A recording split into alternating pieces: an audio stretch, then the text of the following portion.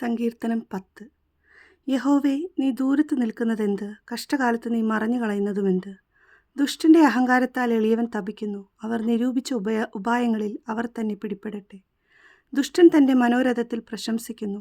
ദുരാഗ്രഹി യഹോവയെ ത്യജിച്ച് നിന്ദിക്കുന്നു. ദുഷ്ടൻ ഉന്നതഭാവത്തോടെ അവൻ ചോദിക്കയില്ല എന്ന് പറയുന്നു. ദൈവം ഇല്ല എന്നാകുന്നു അവൻ്റെ നിരൂപണമൊക്കെയും.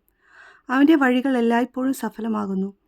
നിന്റെ ന്യായവിധികൾ അവൻ കാണാതവണ്ണം ഉയരമുള്ളവ.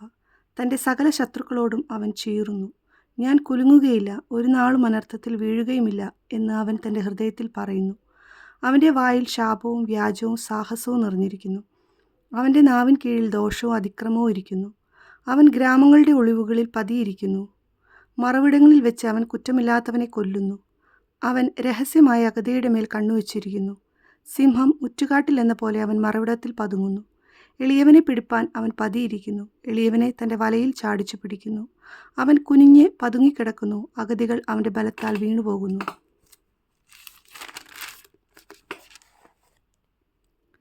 ദൈവം മറന്നിരിക്കുന്നു.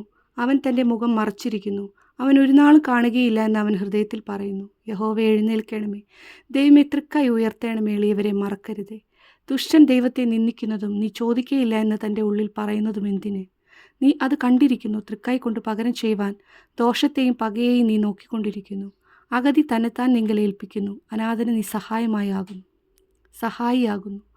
ദുഷ്ടൻ്റെ ഭുജത്തെ നീ ഓടിക്കണമേ. ദോഷിയുടെ ദുഷ്ടത ഇല്ലാതാകുവോളം അതിന് പ്രതികാരം ചെയ്യണമേ. യഹോവ എന്നേക്ക് രാജാവാകുന്നു. ജാതികൾ അവൻ്റെ ദേശത്ത് നിന്ന് നശിച്ചു പോയിരിക്കുന്നു. ഭൂമിയിൽ നിന്നുള്ള മർത്യൻ ഇനി ഭയപ്പെടാതിരിപ്പാൻ നീ അനാഥനും പീഡിതനും ന്യായപാലനം ചെയ്യേണ്ടതിന് യഹോവേ, നീ സാധുക്കളുടെ അപേക്ഷ കേട്ടിരിക്കുന്നു. അവരുടെ ഹൃദയത്തെ നീ ഉറപ്പിക്കുകയും നിന്റെ ചെവി ചായ്ച്ച് കേൾക്കുകയും ചെയ്യുന്നു. ആമേൻ.